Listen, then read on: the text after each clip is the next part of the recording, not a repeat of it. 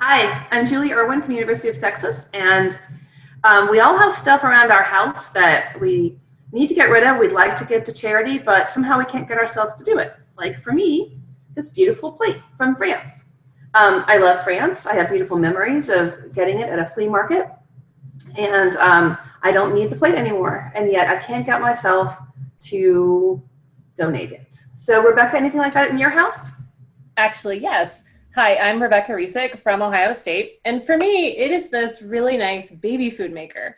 I haven't used it in 4 years, but somehow I can't make myself donate it, even though it still works really well. And someone else could be using it if I donated it, but it's tied to all these memories of making baby food for my daughter, who's now almost 5. Karen, do you have anything like that in your house? Yep, I do too. I'm Karen from Penn State, and what I've got is this t-shirt. I'm sure that lots of us have t-shirts that have some memory to us. This one for me, I got when I ran my last half marathon, which was 10 years ago, and it was also one that I ran in Texas, so it kind of reminds me all the time I lived in Texas. But yet I never wear the t-shirt. I just kind of hang on to it because it reminds me of when I was a better runner and when I lived in Texas. So probably by now you can get an idea of what our research might be about. And I'm going to go ahead and tell you a little bit more about this research now. So now I do just want to tell you a little bit more about our research.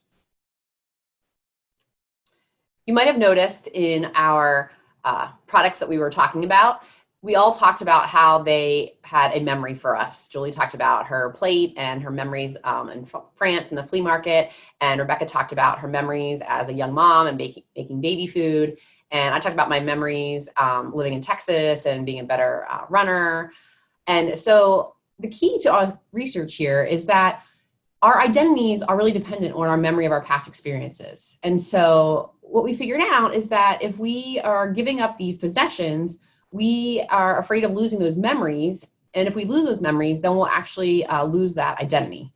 And so our model is actually rather simple in that we predict if we can somehow preserve the memories that those possessions represent for us, then we'll actually have less identity loss and make us more willing to donate those goods.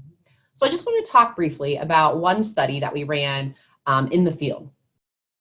We had 6 residence halls at Penn State. They were all female sorority upperclassmen residence halls.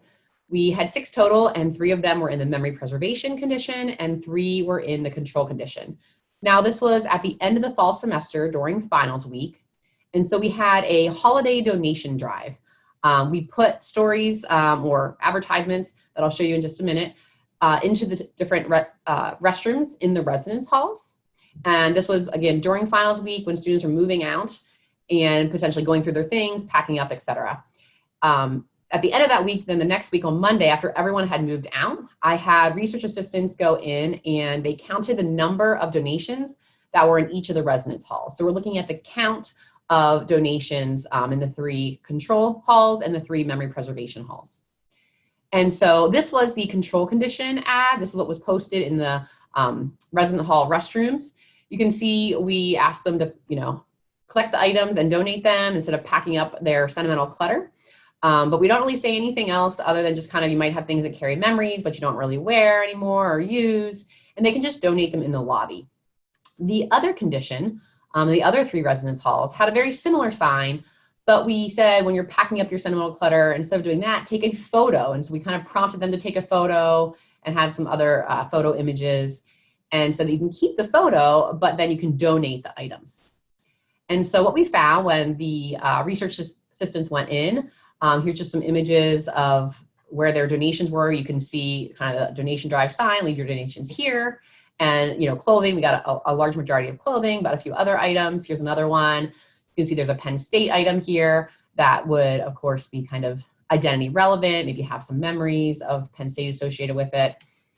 And when we looked at the total donations in the residence halls, we saw that in those 3 residence halls that were prompted to take a photo in the memory preservation condition, we got 613 donations.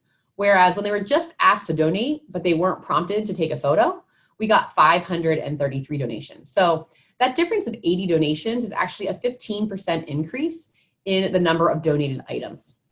So I think this is actually really important. And we did replicate this again in another field study in residence halls, this time co-ed residence halls, different halls, at the end of the entire academic year. So when everyone was moving out. We saw a very similar effect with more donations when they were prompted to take a picture when they were clearing out their clutter and packing up. So how does this help nonprofits? We think this is really important because it tells nonprofits that they can utilize memory preservation strategies to increase their donations. So, consumers have, like we said, a lot of functional, useful goods at home, but they might not be willing to part with them. If nonprofits can cue consumers to take a photo, even just a digital photo, that's a really simple strategy that might be able to increase donations. They might be able to do this by actually hosting a photo donation drive and saying, kind of drive through, drop off your stuff, and we'll take a photo of it for you.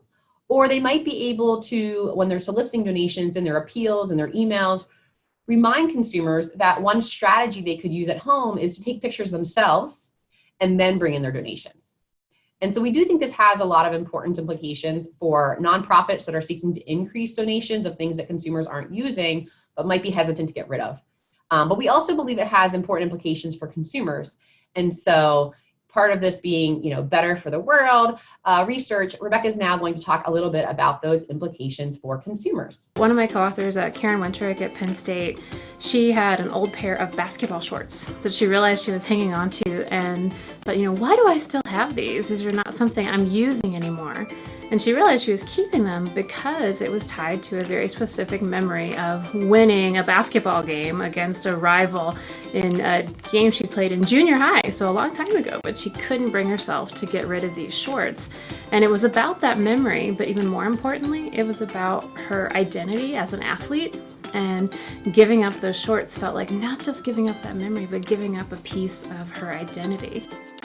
So when we're giving up a possession, it feels not only like we're giving up those memories, but also an important part of who we are. If you give people a chance to preserve the memory before donating, does that reduce that sense of identity loss and let people give up the good? One of the things we tested was encouraging people to take a picture of a good before they donated it. And it seems like a very simple act, but it made a significant difference. We do have evidence that it does increase people's likelihood of donating by taking a picture of the good. And more importantly, it actually does reduce people's felt sense of identity loss. So while it may seem obvious, it's not necessarily a natural behavior. It's not something most of us think to do before making a donation. I think that's one of the big contributions of this work, is pointing out that actually is an effective way to help you make donations, help you remove clutter from your home.